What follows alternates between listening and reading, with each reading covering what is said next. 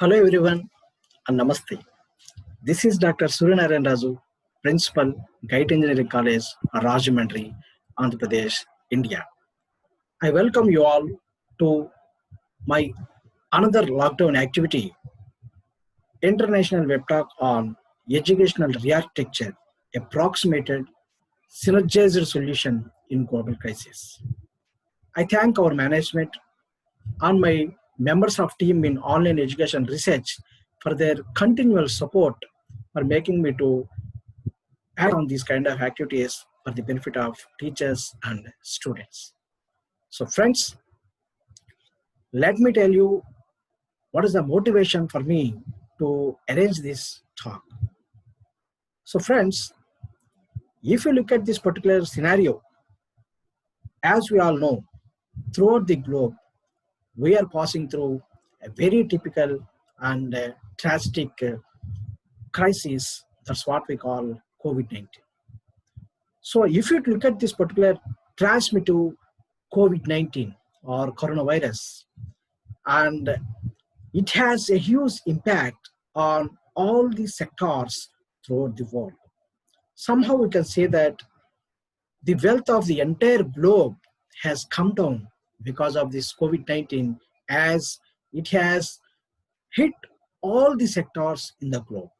Like a political sector, you see, even like agriculture, industrial, marketing, any sector you see, all these sectors have been come down. Because of this, the entire globe wealth has come down. But of course, one of the very, very important sectors in the universe, which is almost the responsible for the development of this globe, and of course, the wealth of any other sector existed, that is education, is not at all an exception. Somehow we can say that the impact of COVID-19 on education sector is very huge when compared to the rest. Why in fact we can say like this, friends, now if you look at this particular scenario, if you look at any country, almost any government or any stakeholder of education are not in a position to dare enough to resume the education services. That is the situation. And of course, believe me, if you look at, there are huge speculations in the entire globe at each and every door that whether the schools will be open or the colleges are open, or whether our wards are going to have education this particular academic year or not. This is the situation in the entire globe and at each and every door of the particular situation. Further, even if anyone dares enough to start their services, they are again at doubt that can we continue these services if teachers will cooperate us, if parents will cooperate us, can we absolutely maintain health and safety conditions in the education institutions? So that is the reason, under these particular typical conditions, my dear friends, as you already know, in the recent unlock regulations given by Government of India, almost all the sectors have given typical permissions except the education, and almost all the institutions were given standard instructions by UGC or AICT or central government MHRD that all the education institutions will remain shut till August 31st.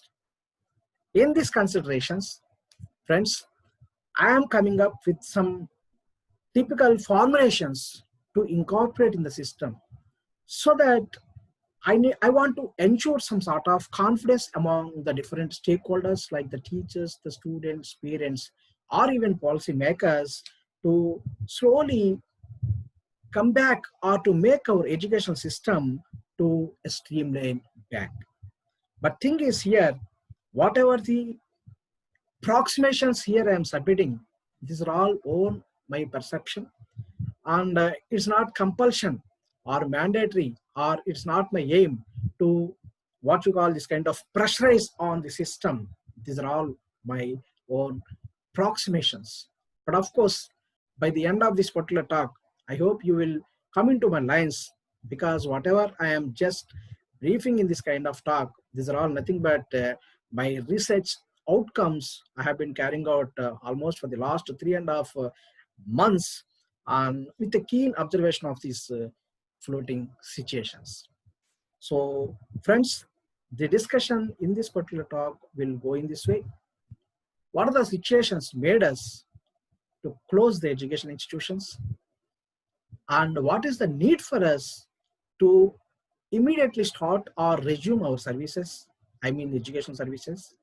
If so, how can we go? Like we can go online or offline, or any other changes we need to incorporate. I mean to say that there are so many modifications need to be taken place in the structure of education as far as this particular situation is concerned.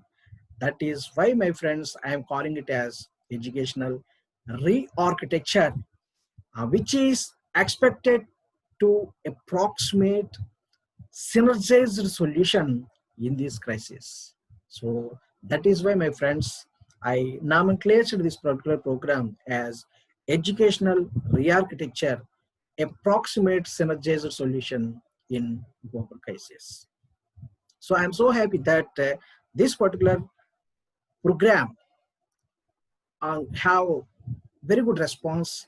The registration board includes eminent educationists and policymakers, administrators like principals, directors, controls of examinations, or even researchers involved in this particular education field.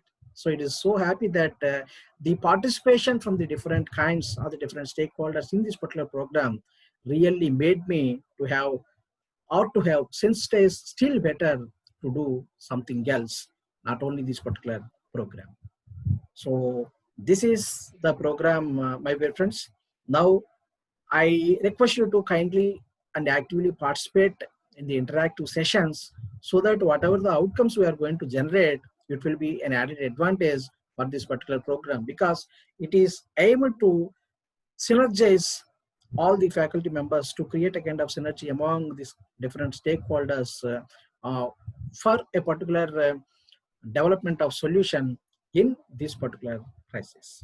So now let me start my presentation with sharing my screen.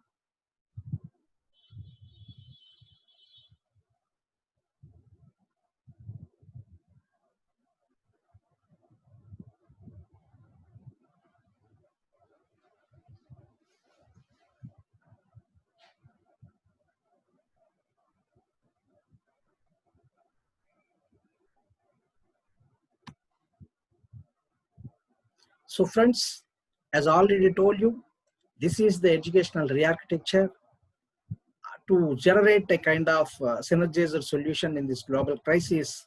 And I'm using here the 4D principle, which is very much important to get this kind of solution. Does design, deliver, drive, and deploy.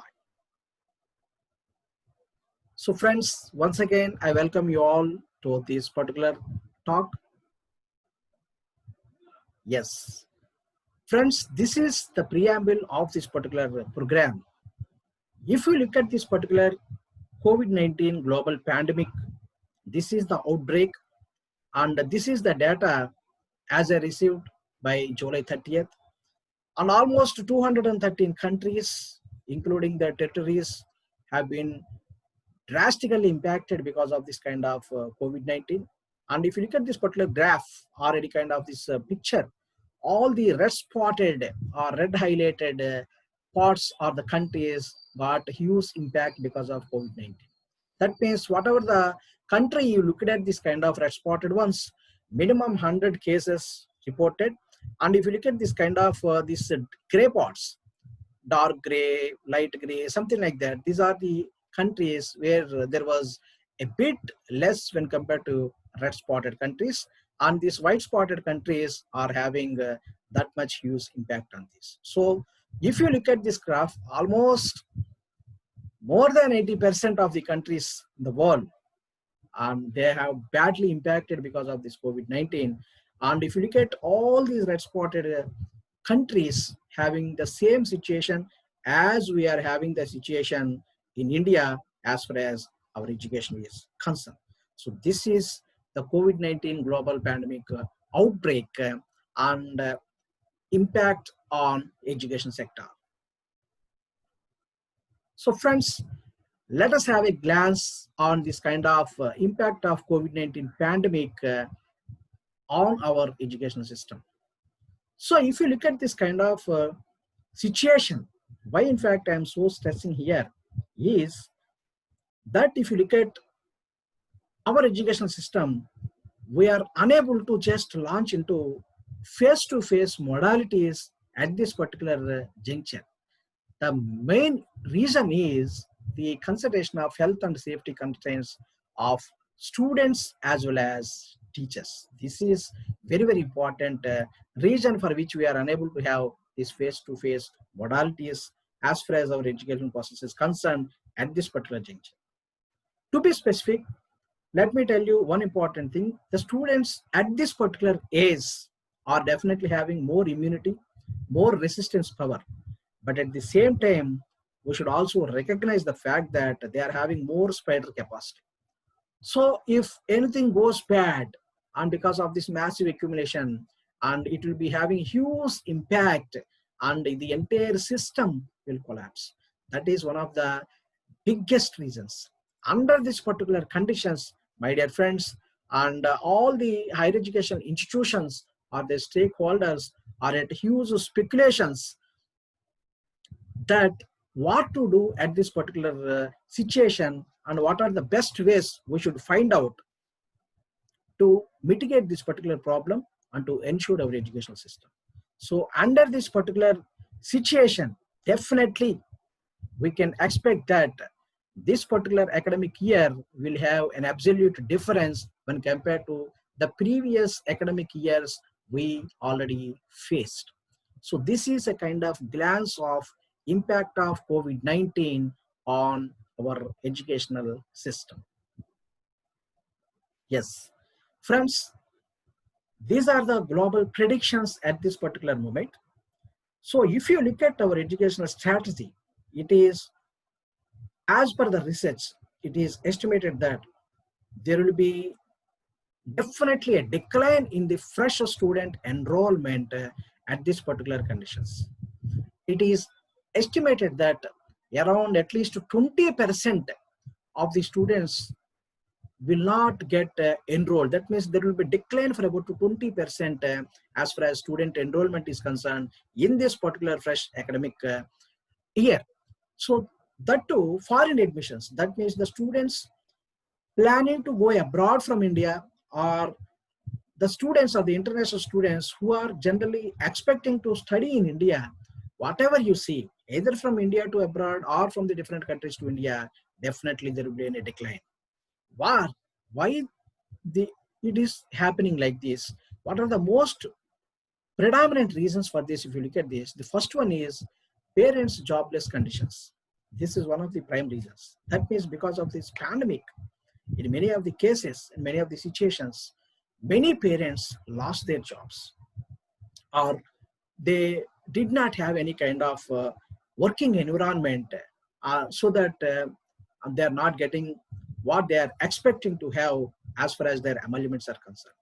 The second one is financial crisis. Obviously, once the parents are not having job, definitely there will be the financial crisis. Or there are so many cases happening, in particular India. Of course, it may happen in other countries also. There is a kind of decrease or decline in the salaries or emoluments being paid to this kind of employees. So that is the reason that many of the parents are facing through financial crisis. Third one is sick conditions. So if you look at this particular thing, in many of the areas, in many of the families, one or more than one candidates got sick. Or if it is not happening in the particular family, it may happen with some of their parents or some of their relatives at some other place. So these sick conditions are also having a kind of psychological impact on these parents and the students, and it is also going to have a kind of impact on decline in the enrollment of students. Next one, psychological impact. As already told you, Because of this particular situation, if the parents or anyone else wants to send their particular ward to any particular education institution for the purpose of study abroad or for longer distance, and it is a huge problem because psychologically they always feel that the situation is like this. We've gone through or we are passing through these kind of situations, whether it is advisable for us to send our wards like our boys or girls to the other places for longer distances for this purpose of study. To be honest, and it is going to happen as far as another research impact, that this particular year the parents are expected that their wards will be taking admissions in their close proximity, that means at their nearer places, because they want to avoid hosteling. So that because hosteling is one of the areas where actually the students will be exposed to the multi-masses, and it will be this kind of situation where it is expected that this transmitted disease may take place in a serious way. So that is why, and it is also expected that the students may not go to the distant areas or distant countries this particular academic year. And another important thing is, it is expected that there will be decline in government aid also, because of this particular pandemic situation. There was a huge impact on the economy in all the sectors. So that is why government revenue has also come down. And at this particular juncture, obviously government will be having more other what you call this kind of preferred welfare schemes to meet. That is the reason there may be a decline in government aid also, as far as this kind of financial support to the students are also concerned. So these are all the 5 possible reasons that there is an estimation for about 20% of students will have a decline in this kind of student enrollment. So it's a kind of admission information. Yes. What is the effective possible alternative here? So at this particular thing, what we should do actually, so how to mitigate this particular situation? So thing is, if you look at this particular thing, the best possible alternative at this particular situation is the hybrid model of education, or hybrid model of, or hybrid system of education. That is very, very important. So what is the hybrid model of system? I think you may be knowing the blended approach of learning. So what generally we do in this particular blended approach, so we are having the face-to-face or traditional mode of education. To support what we generally do, we submit some sort of what we call this material, e-delivery, like we can give some sort of e-content by means of videos, by means of even you can have the e-assessments and e-textual materials, whatever you can supply. We are going to have a kind of discussion orientation. So that is a kind of part of education, almost go along with our particular transition, what you call this traditional mode of education. That means our conventional mode like face-to-face and this kind of e-learning or the blended learning will go together. That is what we call blended learning. That means the traditional mode and online will go together. But if you look at this kind of hybrid mode, it is the different one. That means we can have a traditional mode first, and then we can have online. That means one or online will go first, and then we go for traditional mode. That means one will be followed by other, but both the things are not going together. So this is what hybrid model. That is what, in fact, I wanted to differentiate this kind of hybrid model when compared to this kind of blended model. That means, let me repeat once again, in blended mode of approach, this face-to-face approach or face-to-face learning is being almost supported or being passed along with this kind of e-transition or e-transmission of material, something like that. And that kind of environment, you can call it as the blended learning approach, mixing the blending of face-to-face with kind of online. But here, one will be followed by other, but they are not going or running together. This is what hybrid model. But thing is, the question is, whether we are going to have traditional mode first or online mode first. I already told you this plus this, traditional plus online will go hybrid. So traditional, I already told you in hybrid model, one will be followed by other. I mean, traditional will be followed by online or online will be followed by traditional. Here, what should come first? Traditional or online? But at this particular juncture, the entire problem is associated with the kind of what you call maintenance of physical distance and all. That is the reason we cannot have this traditional mode or face-to-face mode of learning at the first. So that is the reason we have to go online only. We need to start online, and once you complete a portion like 80% or 85%, then the remaining balance or any kind of backdrops what we faced in this kind of online, then we have to go for a traditional. Once it is completed, then we should complete all these things. I mean to say that the situation will be better after a few months. So then we will go for traditional. In case we are not going to have the better situation even after a few months, then we should continue for online. So that is why I'm calling it as hybrid model. So this is the best, what I'm telling is effective possible alternative. I'm telling it is because the time is already killing, like almost we lost 1.5 months almost. So that is the reason we should immediately start our educational system. For this purpose, we should use only the hybrid model, which will be initiated with the online and then followed by traditional. That is why for online I given 1 and for traditional I given 2. 1 plus 2 is our hybrid mode. So this is the possible alternative and of course the effective alternative at this particular period to resume our services. Okay. Yes. Why in fact we should go for hybrid model? And why in fact we should prefer online first when compared to face-to-face? How safely we can back to our schooling? These are the 3 important aspects I want to discuss here. So if you look at this particular thing, here these are cons and these are pros. Face-to-face cons and online mode pros. It doesn't mean that these are all overall cons and overall pros. Only at this particular moment, you please do remember. So let us look at the cons associated with the face-to-face mode. First thing is, as I already told you, the health and safety of teachers and students is one of the important aspect to concern. This is very, very important fundamental aspect. Then the difficulties in physical distances. Difficulties in physical distance in the sense, let us say for example, if you look at the students gone away from the colleges or institutions long back, and they are coming together. Once they are coming together to these colleges, then can we maintain absolute physical distance in this institution? And of course, some sort of emotional feelings, emotional aspects will also take place among the students, and of course, even among the teachers or even among teachers and students. So that is the thing. At this particular thing, the physical distancing is one of the prime aspects to control this kind of transmittive disease, and there will be a kind of difficulty in maintaining absolute physical distance. So the health and safety of teachers and students and physical maintenance, distancing maintenance. Next one, hygienic maintenance of common areas. This is another important thing.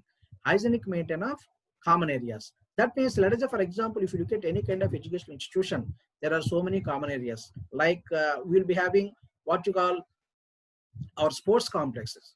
We'll be having gyms, and we'll be having so many playgrounds and transport arenas, and what you call dining halls, washrooms, and what you call this kind of waiting halls. These are all very common areas and very vulnerable areas where there is a huge possibility for having some sort of contact among these people, where absolute hygienic maintenance is required. So the problem in maintenance of hygienic maintenance of common areas is also one of the important aspects. Then control over hostel and transport facility. This is another important thing. Control over hostel and transport facility in the sense, let us say for just now I told you, hostels, it is very, very difficult and very, very important areas where absolute maintenance at 100% hygienity and 100% method of physical distancing is required.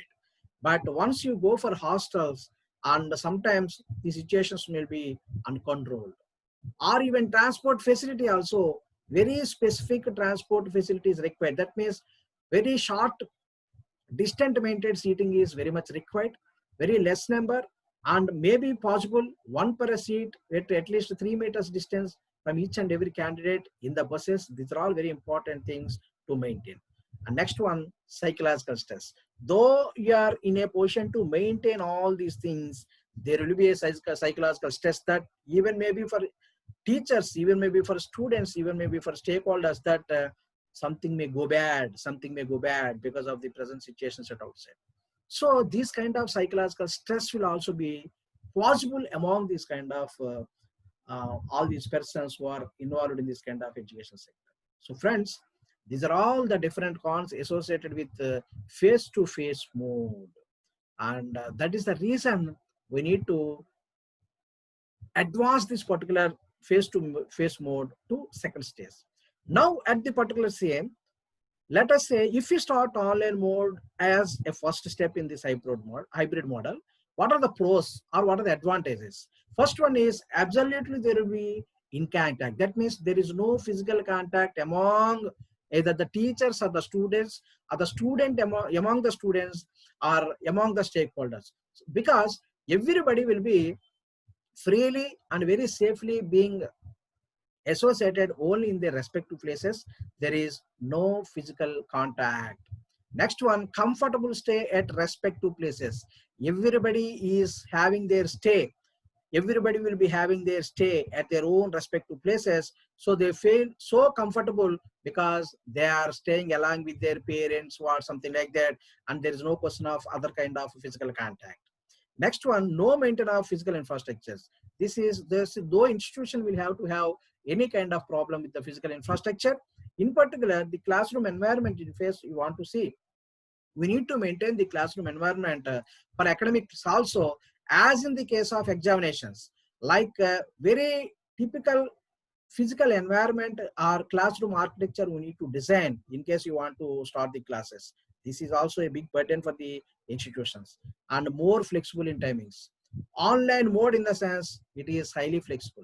You can use your flexible timings, and so that, because if you look at this kind of institution, there will be a fixed timetable, there will be fixed timings, and such kind of thing you will not be having in this kind of online mode. At our convenience you can fix. That means on Monday we can have one timetable, and Tuesday another we can have another timetable, something like that. You can have more flexibility in these timings. Next one, psychological confidence. Everybody, whether they may be the teachers or the stakeholders or the students or even the parents of their wards, everybody will be having psychological confidence, because there is no question of any kind of physical contact among the people. So friends, so these are the cons associated with face-to-face, and these are the pros associated with online mode in case we start at this particular mode. But of course we need to start. So that is why in this hybrid model, I am telling you that it should come first and it should come next. That means this face-to-face will follow our online mode. Yes.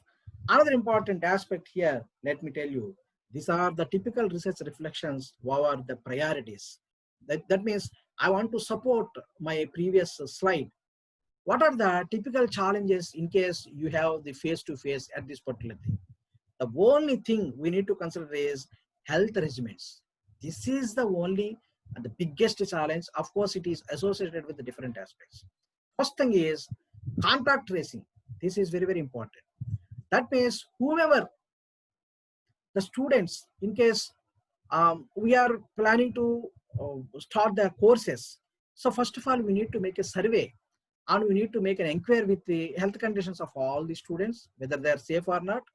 And then what we need to do is, if any particular candidate is having any problem, if that particular candidate or our student is having any contact with any other persons, that means whether they are directly having any problem or they are having any contact with any other persons. That's why we need to take care of all these kind of things. That means before making the students to enter into our college, we need to have a 100% survey regarding the contact tracing of all our students, whether they got impacted or whether they have contacted. That is the first thing. And once we are having this completed the survey and we finalize this kind of safe conditions of our wards or students, then immediately what we have to do is there should be the restricted ways. That means the single entry to enter the campus, single entry to exit the college. That means there should be only one entry and one exit for all the people like teachers, students, something like that. And then immediately we need to have this kind of sanitization tunnels, and we need to have the temperature checking points. So for all the students, for all the teachers, or for all the staff who are coming over inside, and these are all the very important things. And is it possible at this particular maintain for such a huge kind of crowd? And next one, even if you are ready for this, the next one is all the students should absolutely attend for our coursework with their 100% face mask and face cover. These two are very, very important. Absolutely, they need to have the face mask, and absolutely they need to have the face cover. And once we are making our system arranged with all these kind of precautions, and we should also have a kind of reserved area like the provision of isolation and quarantine, because we do not know what happens once all the students or all the teachers have come. Sometimes it happens that anytime any student or any teacher may get any kind of increase in their temperature or any some sort of problem. Then to avoid these kind of things, we need to have this provision of isolation and quarantine. So these are all the typical challenges. Actually, we can say that these are all the typical points to consider once we start our educational institution at the moment with this kind of face-to-face. Yes. Then what would be the alternative? Only the higher expected alternative is online mode. So at this particular thing, in this hybrid model, in view of the previous situations what we faced, we need to go for online mode. But thing is, this online mode we need to maintain with absolute quality assurance. With absolute quality assurance. But why in fact I am telling you only online mode is the alternative for this? Because the reason is we have already implemented this. We are already implemented in the sense abruptly, almost in the middle of the March, maybe 15th or 21st, something like that, maybe plus or minus 1 week from one area to another, everybody has come out from this particular class. We abruptly closed our institutions. But by the time we came out, almost all the courses, or at least a fraction of the courses, were not completed. So to complete the syllabi and all, we already adapted our online method. So that means whatever the leftover we had in our syllabi and all, we completed via online when this particular crisis began. So, okay, this is the reason for which, in fact, because we are already acquainted, we are opting online. But thing is, how far we can ensure quality, that is the question. So for this purpose, we want to honestly recognize some facts. And of course, we need to identify what are the needs in case we should go for online. Let me explain these facts. I think these are, everybody will accept with me to recognize these facts in this particular condition. First one is, whatever the previous attempts we made in this particular stopgap arrangement, like at the beginning of the crisis, were not at all sufficient. That is the first point everyone should remember. Second one, they may not be satisfactory as in-person mode. In-person mode in the sense, whatever we did in the stopgap arrangement, the students or even teachers must not have been satisfied as we generally do in face-to-face mode. Because there were very important aspects generally takes place in this kind of face-to-face mode, that there are so many sensitive points which must not have placed here. And at the same time, it is, we need to recognize this. These adaptations, what we had in this kind of beginning of the crisis, were not as good as the standard quality online programs. So there is a typical strategy for online programs. Like if you see the huge programs, like huge platforms like Swayam, NPTEL, Coursera, something like that, there was a very good standard, very good quality. And we should accept that such quality we must not have extended once we started this kind of online mode. So these are all the very important facts we need to recognize. And but at the same time, we need to identify the needs also. What are the needs for this kind of online mode? First of all, we need to figure out quality delivery mechanism. That means for this, all the teachers, all the stakeholders, administrators, all should sit together. We need to find out how best we can deliver this kind of online. What are the problems, what are the challenges associated in this online, and how can we mitigate them, and how can we make the students satisfy. That kind of what you call delivery mechanism we need to find out. And then immediately we should see that how best we can enhance the student motivation. This is very, very important. Student motivation, the connectivity with respect to the students is the very important aspect for the success of online. That is the prime success, that the student motivation and student engagement both are very important. So how can we enhance the student motivation? This is another need to identify. Next, need to think in longer perspective, but not for present crisis as well. Because we should not expect that only for the time being, for 3 months or 4 months we are going like this.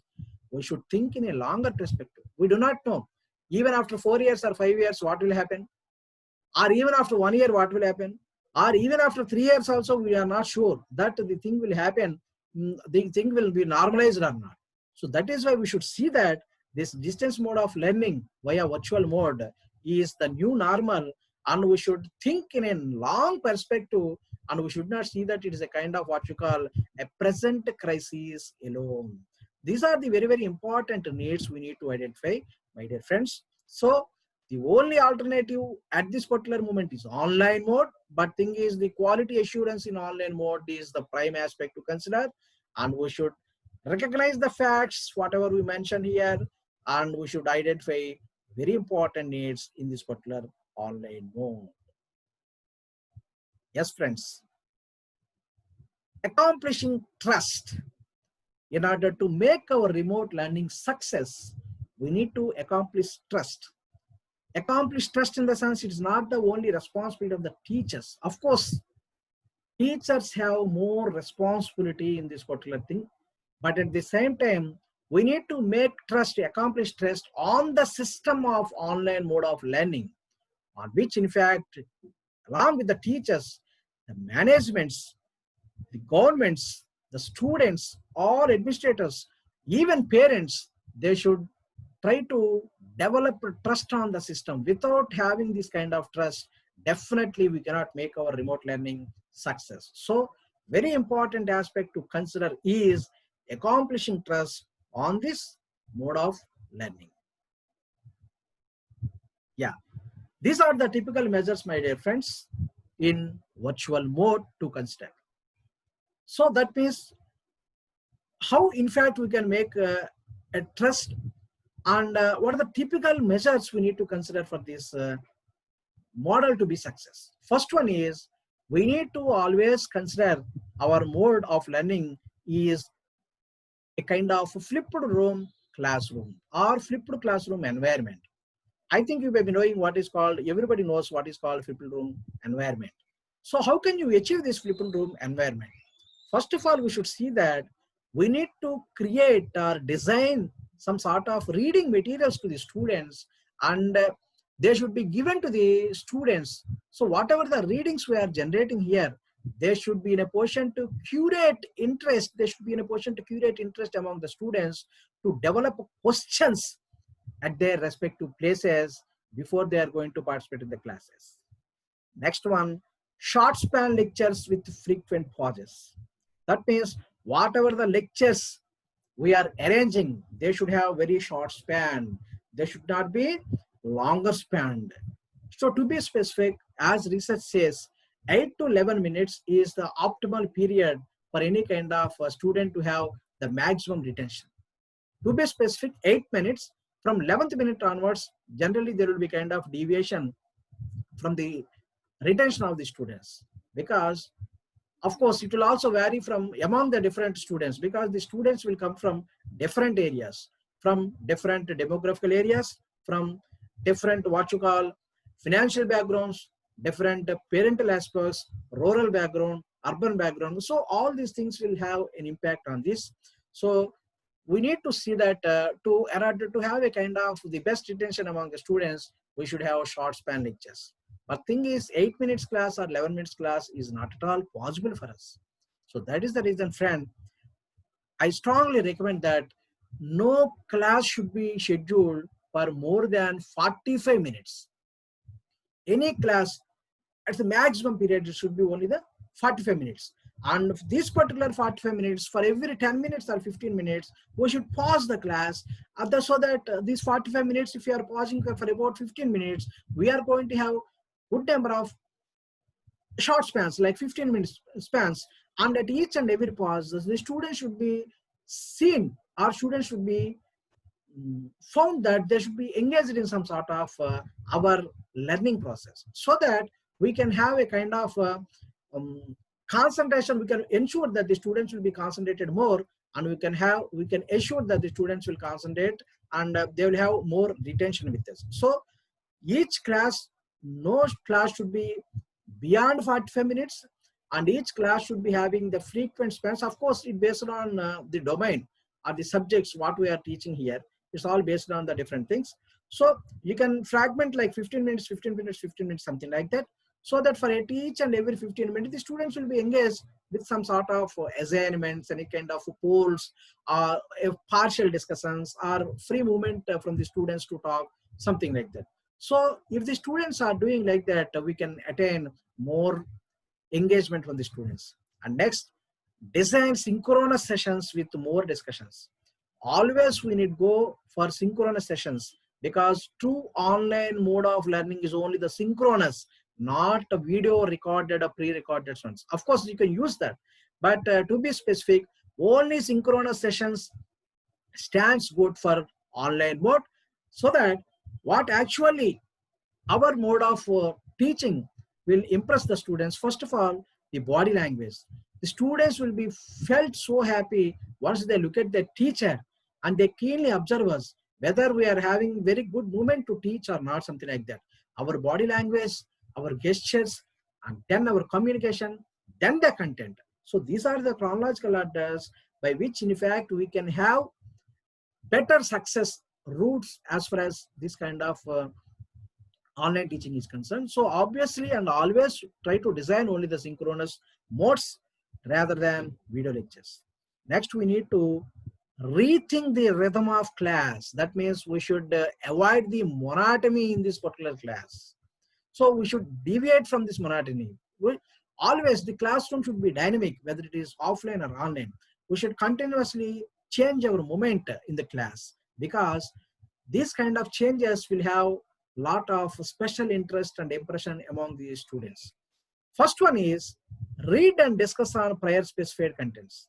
That means each and every subject will be having started with some sort of specified content, and each and every topic or any module will be having some sort of prior discussions, prior contents need to discuss. So whatever the class, whatever the content we are going to have, let us start a typical reading and discussion on the some sort of prior specified contents. So it will have a kind of emotional elevation among the students.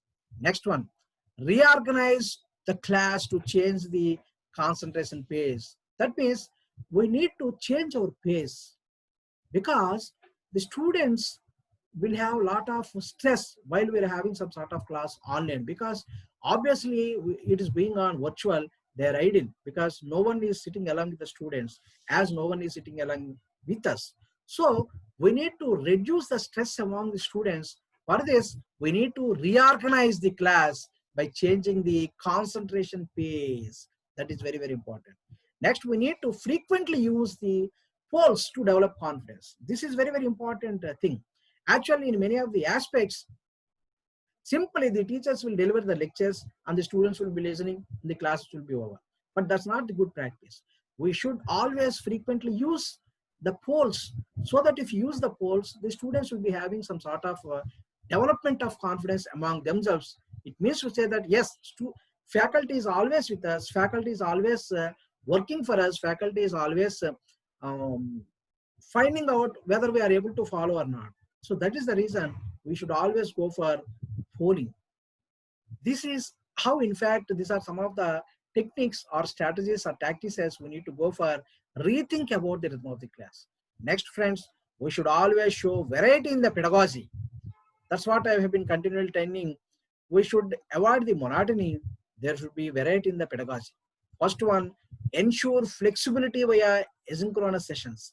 I already told you, synchronous session is the prior online, and sometimes we should use asynchronous sessions. That means sometimes before going to start, the students must be given some sort of what you call recorded videos, so that they will go through these recorded videos. They try to develop some content, something like that.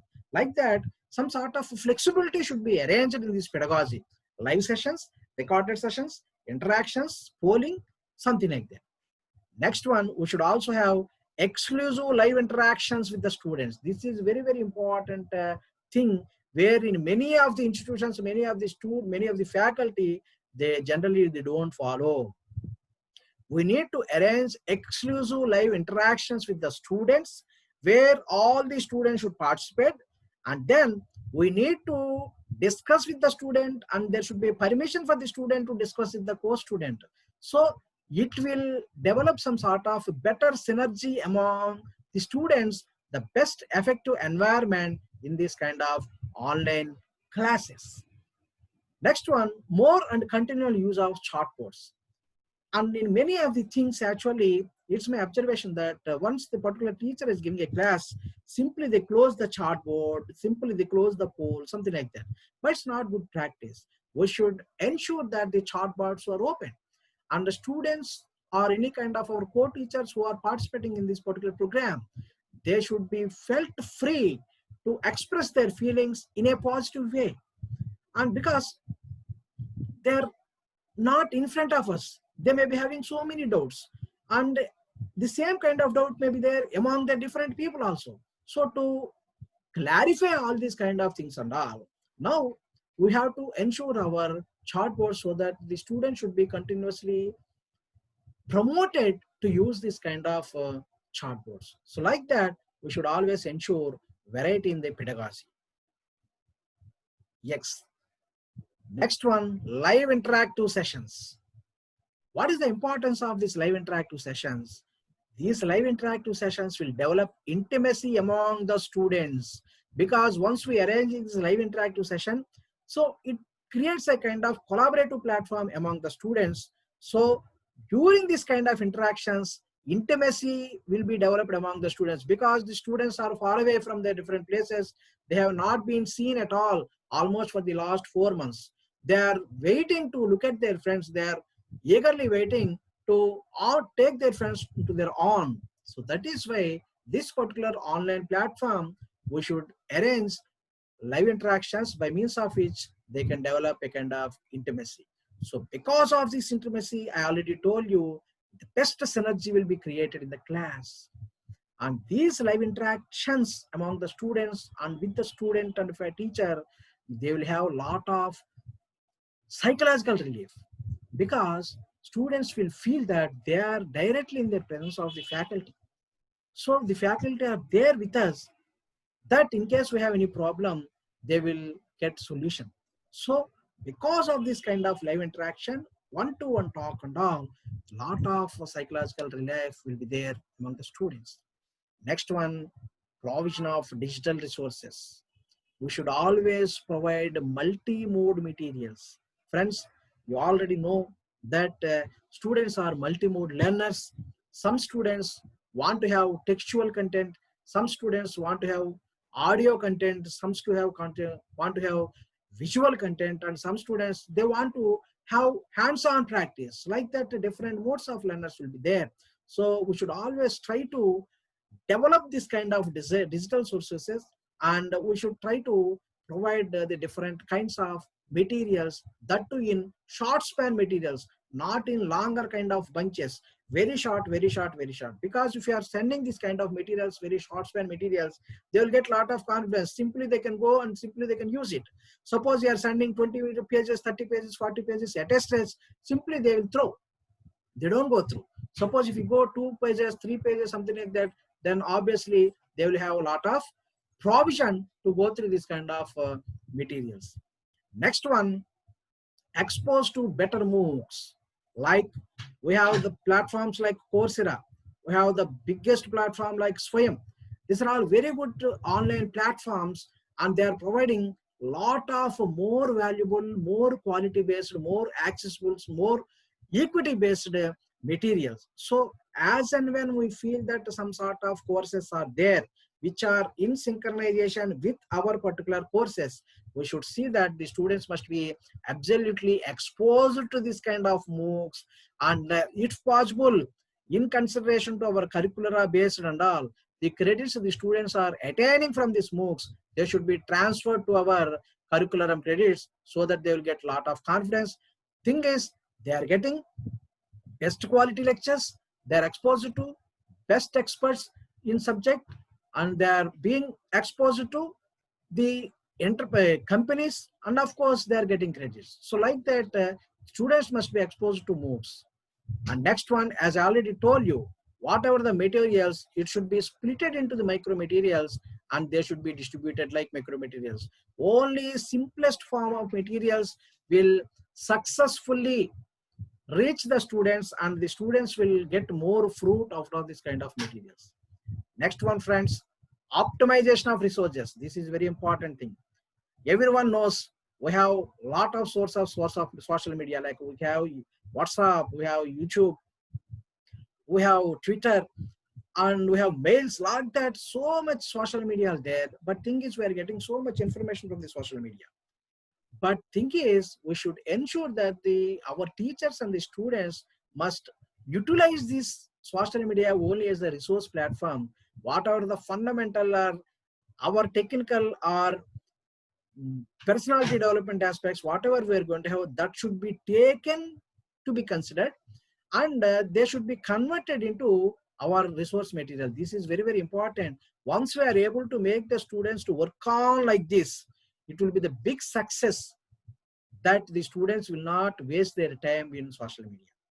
Next one, arrange live sessions via Facebook, YouTube, Twitter, something like that. Why, in fact, I am telling you, the diversity the students will expect, and students will be attracted once we are making the different kind of platforms to reach the students. So we need to ensure ourselves that the teachers, we should update ourselves how to deliver our lectures, how to reach our students in a different way via live sessions like Facebook, YouTube, Twitter, something like that we should ensure. Next one, as and when there is a chance, the students must be exposed to international experts. Lot of conferences, lot of workshops, so many things will go on every day. So as and when we find that some good or expert research scientist or any industrial expert or any academician or policy makers, they are giving lectures, the students must be seen that they should be exposed to this kind of talks. It will give a special motivation and sensitization and a special development of attitude among the students. This is another important aspect to consider. So friends, another 3 important aspects I want to tell you is student-led talks. Student-led talks in the sense, we should see that the students should lead to give the talks on the subject or any other important aspect. For this purpose, what we have to do, we have to create specific peer sessions.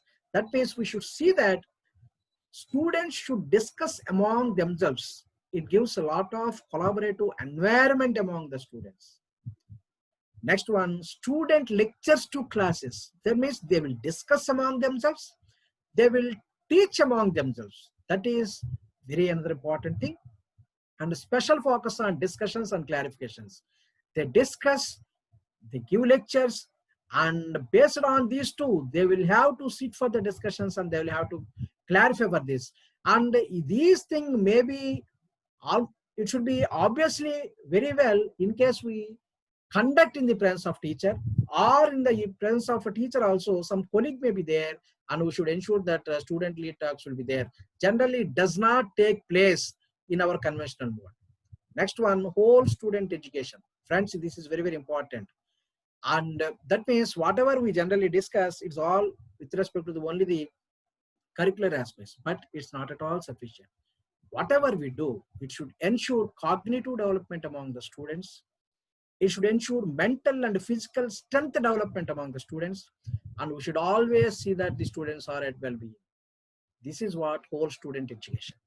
It should take place in this kind of virtual mode. That is why clearly I'm telling the typical measures for virtual mode. Next one, balanced objective. I mean, our objective should be balanced. That means we need to see that there should be an absolute care on the students. So we should more care on customized and overall feedback. We should collect feedback individually, and of course we should collect feedback as a whole.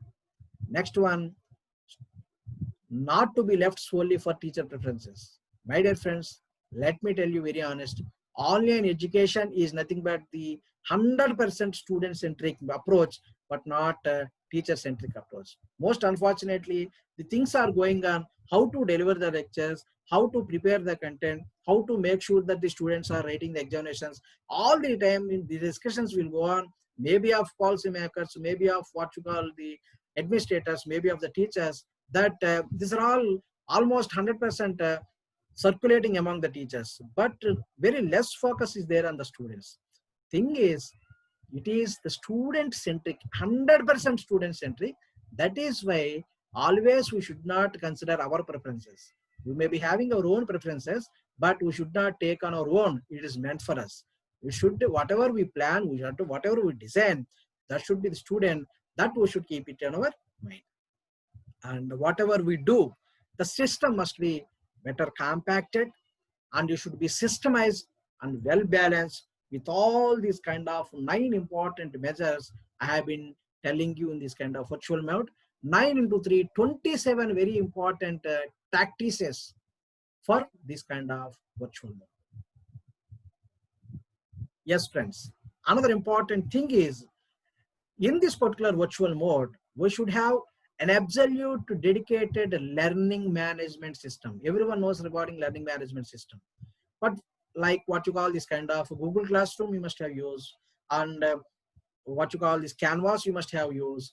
And even in very recently, TCS also, they started with TCS Classroom, they started. There's so many things are there. But what generally we do here, so there will be the teacher and there will be student credentials, and in that particular what you call this kind of LMS, what we generally do, the teacher will also have their own participation, students will also have their own participation. And the teacher, if you look at this kind of prime responsibilities, they will look over this class organization. That means they will design a class, like they invite the students, they design a class, they invite the students to join for the class, they invite the colleagues to take part as a kind of co-teachers in this class, and so like that the classroom they design, classroom they organize, and they develop some sort of e-content, maybe videos they develop, maybe some sort of materials they develop, maybe some sort of any other resources they develop, and then they will go for the assessment. They will also plan for assessment, they will plan for evaluation, they will try to go for feedbacks, and they will also go for counseling, and then they go for groundings. These are all generally taken place by means of the teacher. And if you look at this kind of student role, and they will absolutely follow the class protocols. As and when some class is being invited, the students will enroll and they will attend for these classes, and whatever the materials or any kind of contents being uploaded, they will be downloaded, and they will attend for these assessments, and they will participate in these discussion threads, and they will participate in compliances. That thing is, these are all happening like this. So they will attend for the assessment, they will go for feedback, something like that. But two important things I mentioned here is, first one is data update and upload. Let us say, for example, if any material or something like content we given to the students, and the students will download that material. But at the same time, we should recognize the fact that the students are also having their own wise ideas. So in case they have any wise ideas, and in case they can develop some sort of material, we should give a chance for them to update that particular data, and they should upload into this particular thing. So there should be a channel that students should also participate in this kind of content development. So once they upload that particular thing, then they can also participate in discussions. So this is what the discussion thread is missing in many of the LMSs in conventional mode. So the teacher or any kind of co-teachers along with the classmates also, they can participate in discussion threads and they can verify this thing. And in case they feel that this particular data which have been submitted by the student is good, then obviously it should also be taken into consideration so that it will be updated. So these two things should not miss in LMS, where these two things are not available in many of the LMSs. In particular, this one, that means the provision given to the student to not only to submit their assignment, something like that, to develop the material and develop the content on any kind of lecture, and they should upload. That provision should be there. So this particular concept we can include. Our learning management system will be a successful management system. And as you know, everyone, we prepare the course plans with micro arrangement of lectures and all, and we'll design and we'll develop the course file and all. And because now, if you look at this kind of this online mode and all, in future, we are going to have this kind of any quality assurance process like NBA, NAC, NRF.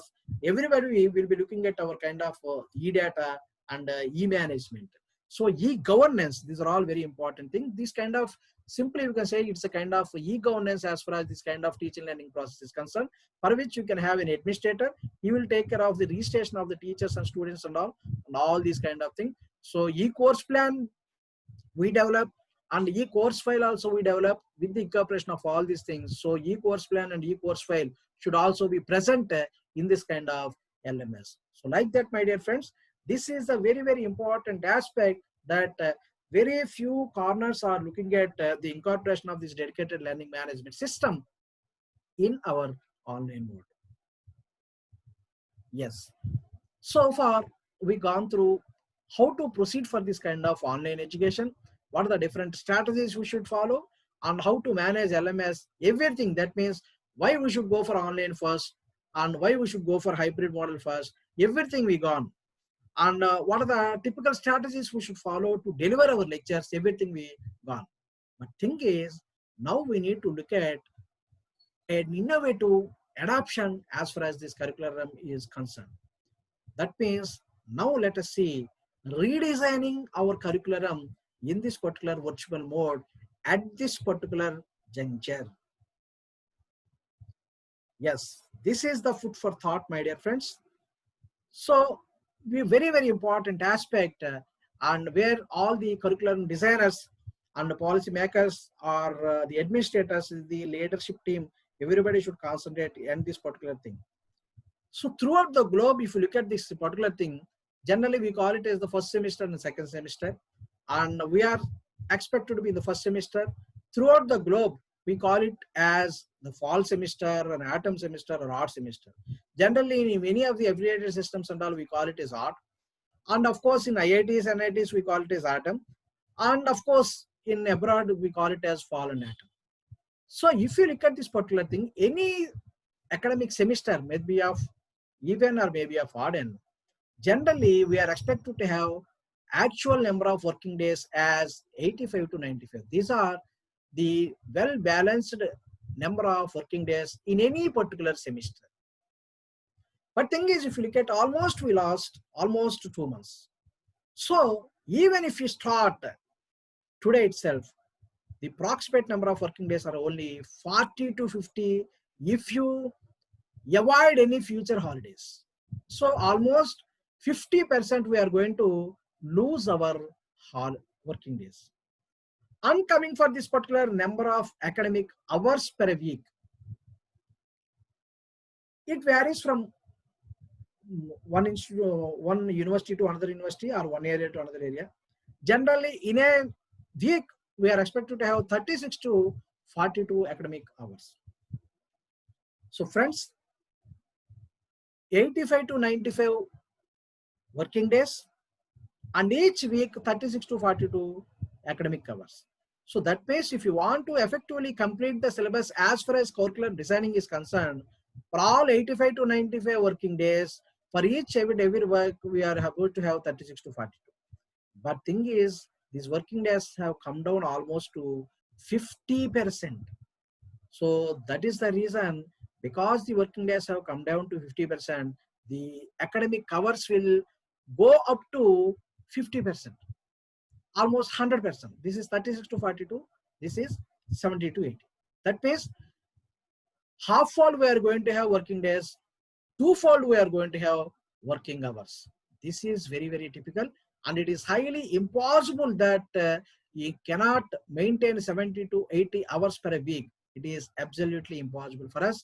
Even if you by force implement this 70 to 80 academic hours per week in this particular juncture, our education system will going to become a foolish system. So it is not at all a possible. That is why we need to refit our curriculum. So to be honest, whatever we discussed in the previous slides, in case you want to effectively do all these things, almost these working hours, even they should reduce around 26 to 30. It's not even 36 to 42. It is even 26 to 30. Like that, our academic hours should come down. That means, along with the come down of this kind of working days, our working hours should also come down. But we should not expect that we should not try to compensate all the academic hours in this particular very short period. So this is the very, very important food for thought as far as our curriculum redesigning is concerned. Yes, how we can refit our curriculum? In this particular thing, how to refit our curriculum? First, let us see the theory this is, and this is the laboratories. If you look at this particular theory, we need to divide the syllabus into two different ways, like self-paced with keen monitoring by the teachers or the leadership team, and of course the regular courses.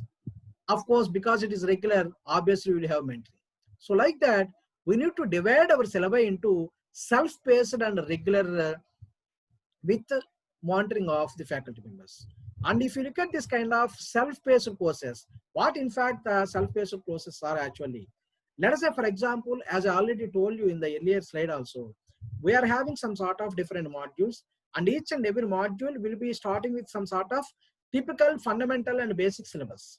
And all the basic syllabus actually we are having in this particular thing. Of course, the basic syllabus or fundamentals are very, very important. They are the roots for the development of any knowledge. But these kind of things, we should ensure that they should be given to the students on self-paced. There should be no time bound.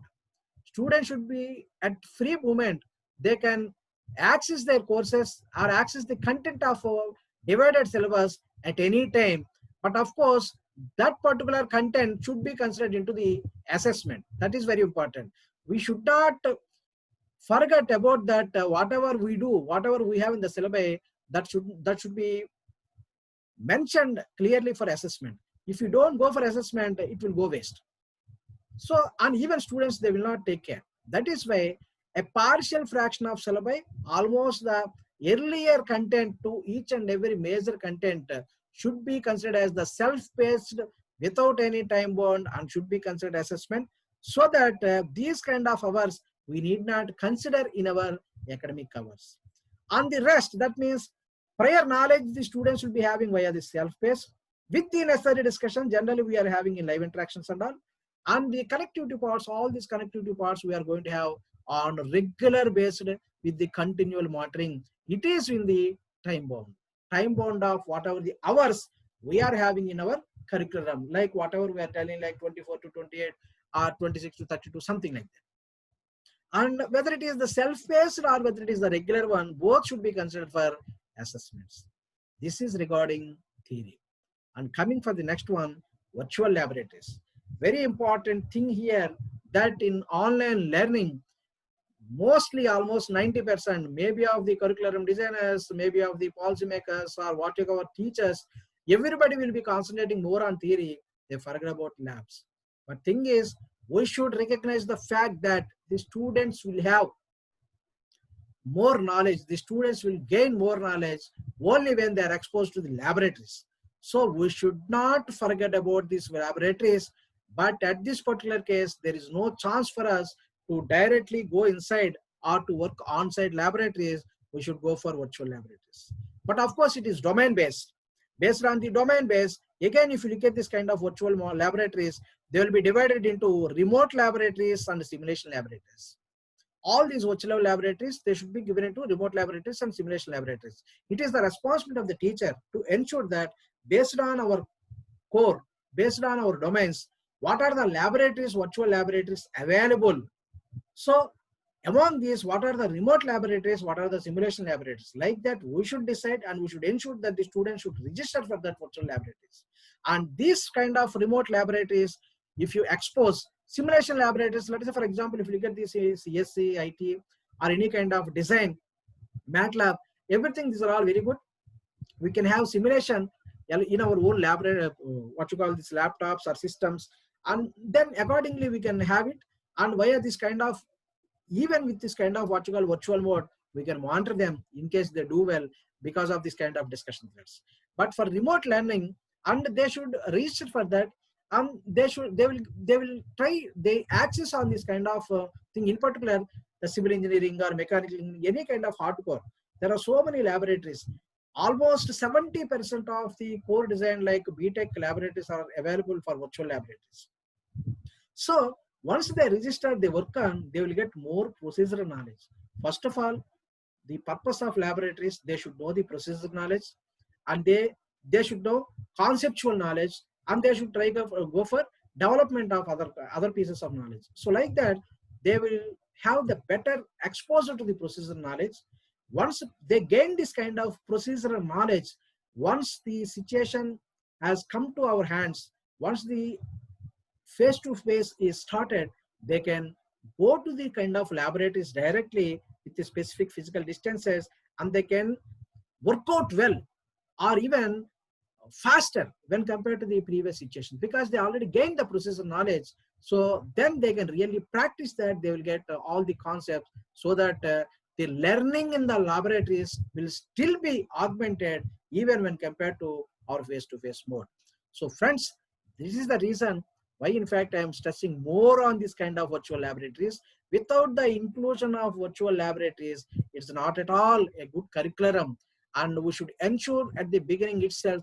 And there are so many laboratories available, Athal laboratories are available, so many laboratories, NITTRs, there are maintaining so many virtual laboratories. RNKs, now this is an opportunity for us that we can try to develop this kind of virtual laboratories. In case we have an idea, the governments will also support us. So like that, the theory and the laboratory should be divided, they should be included without having any kind of deviations in our curriculum. Next friends, students must be absolutely exposed to mini projects and internships via online. These are very, very important. Both the mini projects and internships are very, very important, because now the industry is looking for the candidates having experience in learning. So this is an opportunity. Earlier, in many of the industries, they may not be able to give opportunity for the students to directly come in because of their kind of physical space, something like that. Now, because it is offline, there are so many opportunities, but thing is, we should guide them. We should guide the students to go for this. So like that, students should must go for mini project. They should must go for internships, and then whatever they complete, they should deliver the seminar. That means they should prepare a report, they should deliver a seminar. Otherwise, it will not be purposeful, it will not be successful. That is very, very important. So because whatever they learned, whatever they did in the mini project, whatever they did in the internship, they should express us. While they are expressing, still they will be having more knowledge, and the others will also get some sort of a collaborative platform to augment the speed of knowledge. So these mini projects and internship should be a part of curriculum, where we generally make the students to mentor for these works. That means a teacher, they should always work like a vehicle, but they should not be the driver. We should not always take them to somewhere else. We should see that it is a provision, we are providing the provision. So they should drive on their own, or else they will not get self-learning aspect. So these are all the very, very important aspects, like the theory, particular description and virtual laboratories, and very important mini projects and internships by means of which they delivering the seminars on their own. And it's already, we had a kind of discussion, that means student lead talks or student led talks. We had a kind of one of the important practices. So this is how, in fact, friends, we should refit the curriculum in this particular pandemic. Yes, friend, this is the very, very big challenge in this particular online or virtual mode, that development of all-round performance among the students. How it is possible? It is possible only when they are given best recreation. In fact, I am telling you, friends, virtual learning should never be a kind of adult learning, or in other words, virtual learning should never be a kind of distant learning. Only at this particular purposes, only at this particular crisis situation, we are having virtual learning, where we are adapting the tactics of distance, but we should not adapt the philosophy or science of adult learning or distant learning. That means the philosophy or science of virtual learning is not at all the philosophy or science of distance or adult learning. So you should ensure that virtual learning should never be a distant learning. If it is being, we are treating like an adult learning, then obviously there will be of no use among the students to disperse all these kind of what you call education proceedings. So that is, my friends, we should always concentrate on recreation, generation of recreation among the students, even in this kind of virtual learning. Then only it will never become a kind of adult learning. So how it is possible? How you can give, how you can generate this kind of recreation among the students? For this purpose, friends, we should also in our curriculum include these co-curricular activities and also extracurricular activities. Both should be embodied, or both should be imbibed in this kind of our curriculum. So for coming for these co-curricular activities, friends, we can have workshops. Obviously now we are having a lot of workshops. So the students must be exposed to the workshops to continuously participate as far as their particular domain or particular development of either skill or attitude or knowledge is concerned. The students must be continuously participated.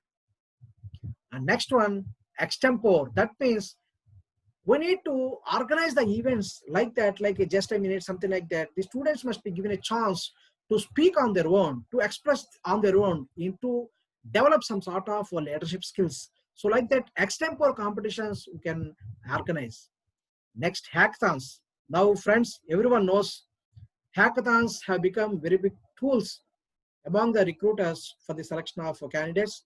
Almost all the multinational companies, they are organizing hackathons, and Indian government also, Smart India Hackathon, they are organizing to promote the knowledge levels, to encourage the students and to uplift the students to best level. Because of this kind of hackathons, they should continuously participate in this. Next one, quizzes. Short board quizzes we need to organize among the students. I don't mean that we should always involve in all these kind of activities.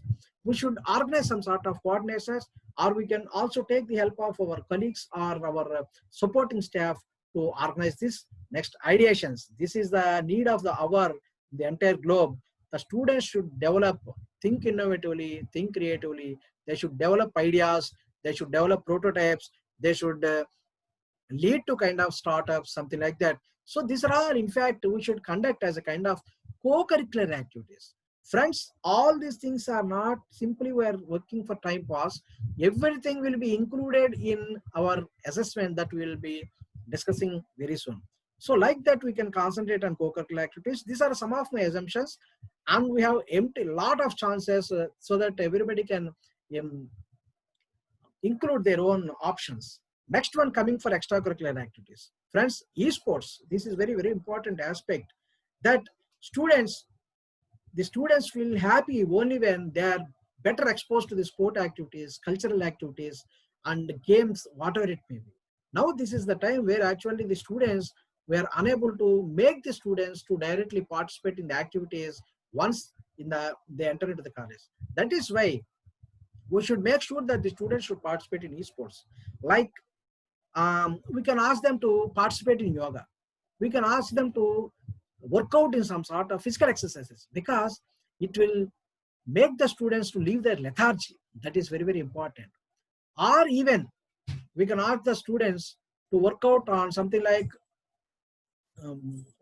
what you say, really, some sort of 100 meters running, or any kind of short pole, or any kind of weightlifting.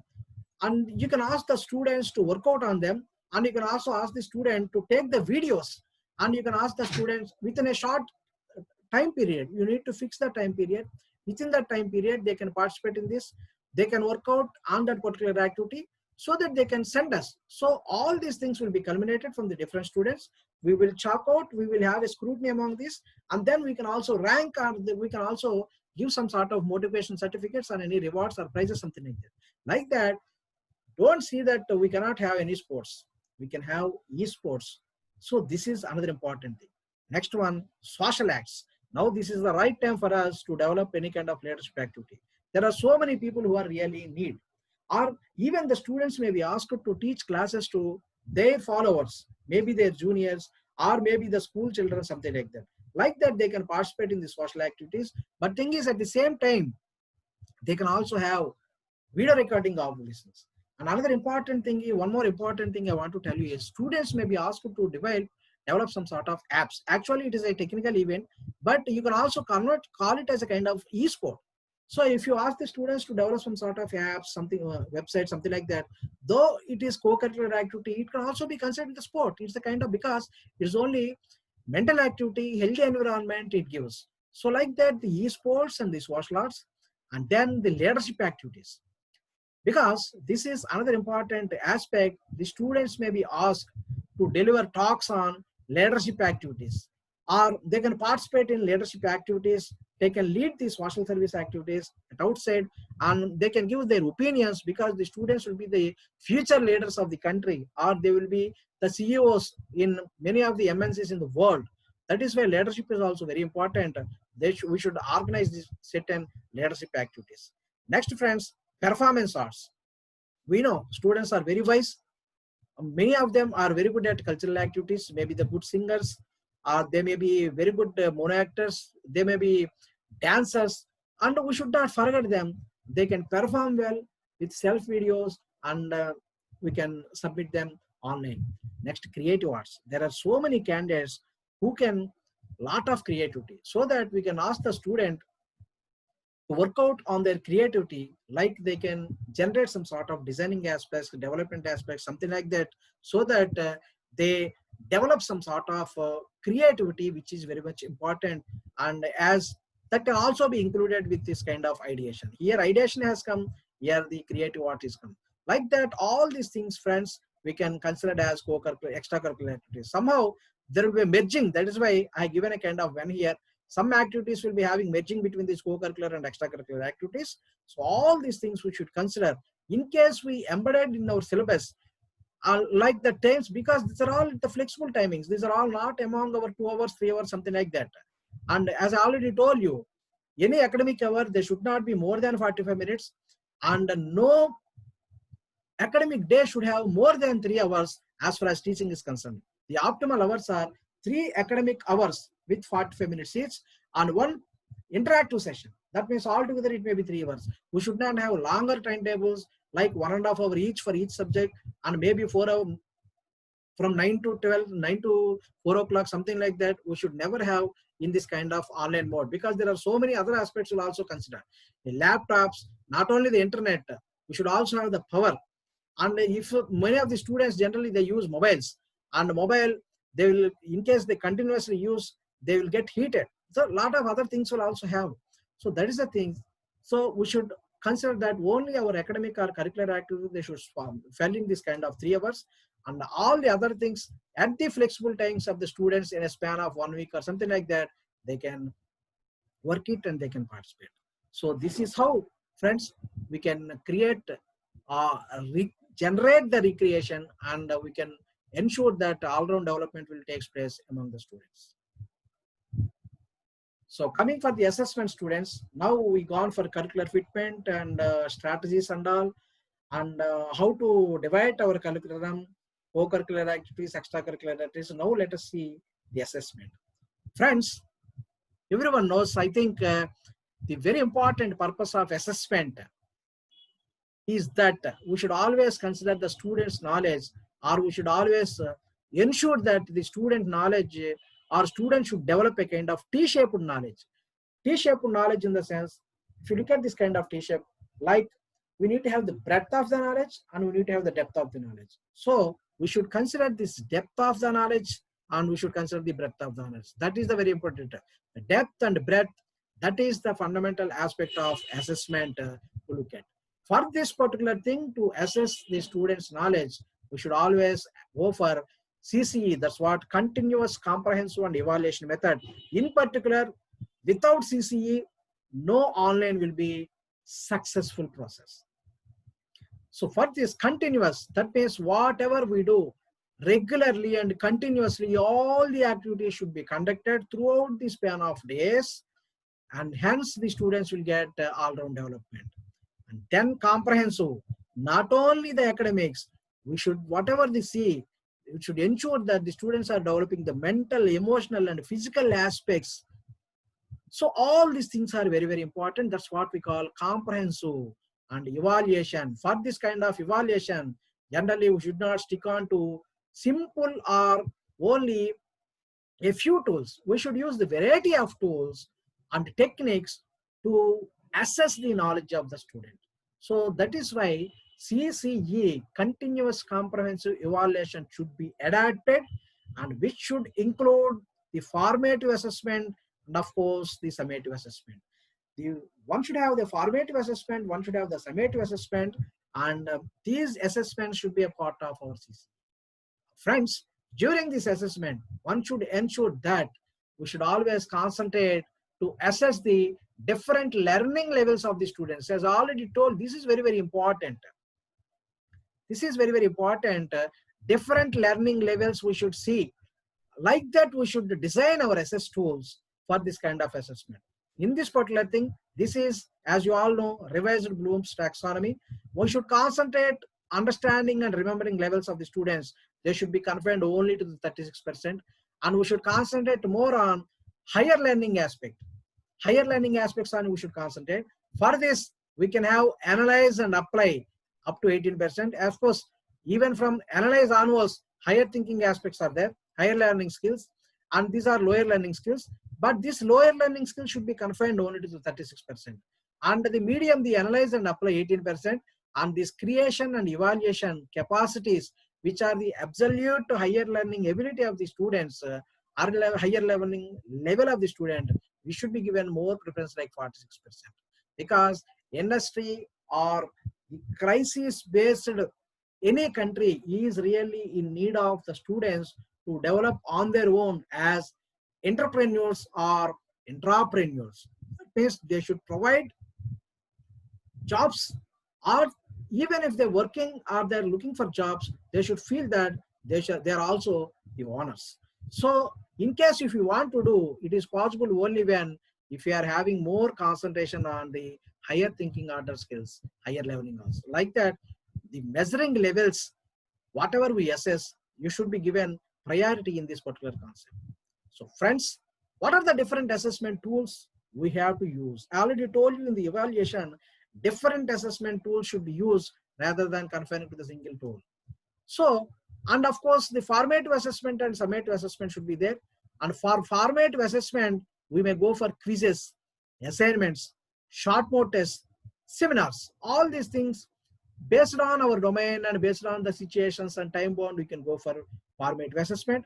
And for absolute summative assessment, we can go beyond, where in fact we can concentrate more on these higher order levels, like internship presence, because the students were given opportunity to work on internships. So we are asking them to given the seminars that should be evaluated.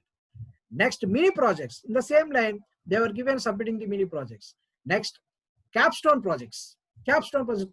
As a whole, what is the actual content development the students have? That's what the learning gain as a whole. That kind of capstone projects they should be given.